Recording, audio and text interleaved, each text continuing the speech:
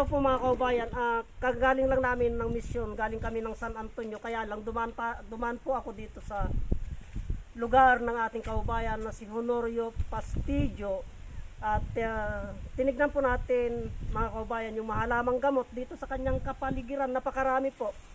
Kaya subaybayan nyo po yung maipapalabas kong mga halamang gamot mga kaubayan. Pero bagong lahat ay huwag po ninyong kalimutan na i-follow ang aking YouTube channel, Juanito Valera 367. Ganon din po ang aking Facebook page, Juanito Valera Herbal Remedies. Pati na po ang aking official page.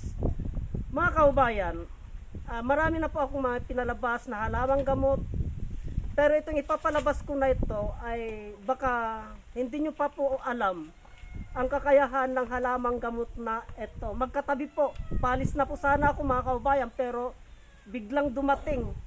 Kasi ang hanap buhay ng ating kaubayan na si Honorio Pastillo ay binubuhay niya lamang po ang kanyang pamilya sa kanyang sikap, sa kanyang pagpapagod. Pagtatanim mga kaubayan, kabukiran po, napakahirap po ang kalagayan ng ating mga kapatid, mga kaubayan na magsasaka. Kaya wag i-suportahan po natin sila mga kaubayan kasi sa kanila po nanggagaling ang ating ikinabubuhay, ipinapasok sa ating katawan. Itong halamang gamot na ito mga kaubayan ay ipinalabas ko na po. Marami na akong ipinalabas tungkol sa halamang gamot na ito. Ito po mga kaubayan ay malunggay. Pero ibang klase naman po ang kanyang gagamutin. Itong bunga ng malunggay na ito mga kaubayan, lingid sa kaalaman ng iba, ang alam nila, alam naman po natin na itong malunggay ay maraming benepisyong nakukuha magmula ugat, balat, dahon, bunga, pati buto. Ito pong malunggay na ito mga kaubayan, itong laman na ito, mabisa po sa high blood yan. Kung high blood po kayo mga kaubayan, kahit araw-arawin ninyo mag-ulam, kung talagang high blood kayo, araw-arawin ninyong mag-ulam nito. Itong bunga ng malunggay, sisiguraduhin po ko po mga kaubayan na sa mga 3 araw low blood na kayo. Malakas po sa high blood itong bunga ng malunggay. Hindi po alam ng karamihan. Yan mga kaubayan, ang dami ko na pong pinalabas na katangian ng malunggay.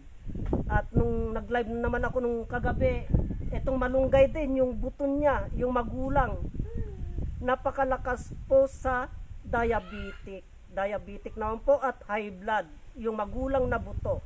Itong laman ay sa high blood po ito. Subukan po ninyo, walang mawawala mga kaubayan. At ito rin po yung tinatawag naming katuray. Nagpalabas na ako ng katuray na ito mga kaubayan. Ito po, siguro may mga 1 taon na, hindi, nahack nga pala yung account na yun. Ay tama, nagpalabas na ako ng katuray, siguro may mga kuwan na ito, 1 taon na ang nakalipas. Itong katuray na ito mga kaubayan ay napakasarap na ulam, gawing salad. Pero kung ikaw ay low blood, huwag ka na pong kumain nito kasi ang bilis pong magpababa ng dugo ito. Ang bilis pong magpa-low blood ito. Ibig sabihin, itong katuray na ito mga kaubayan ay para sa high blood. Para sa high blood ito, wag nating baliwalain kasi lalo-lalo na po. Kaya tinatanggal ito mga kaubayan. Kaya tinatanggal nila ito. Siguro hindi nila alam, ipaliwanag kung bakit nila tinatanggal ito. Baka mapait o ano. Pero ito po napakalakas po na napakalakas po na magpababa ng dugo. Kasi ang laman nito, tubig po yan mga kaubayan. Ang laman nito, tubig. Yan po mga kaubayan. Kaya pag high blood po kayo, isama ninyo ito, huwag ninyong tatanggalin. At sisiguraduhin ko po ay magiging low blood po kayo. Huwag po nating baliwalain ang katangian ng katuray mga kaubayan.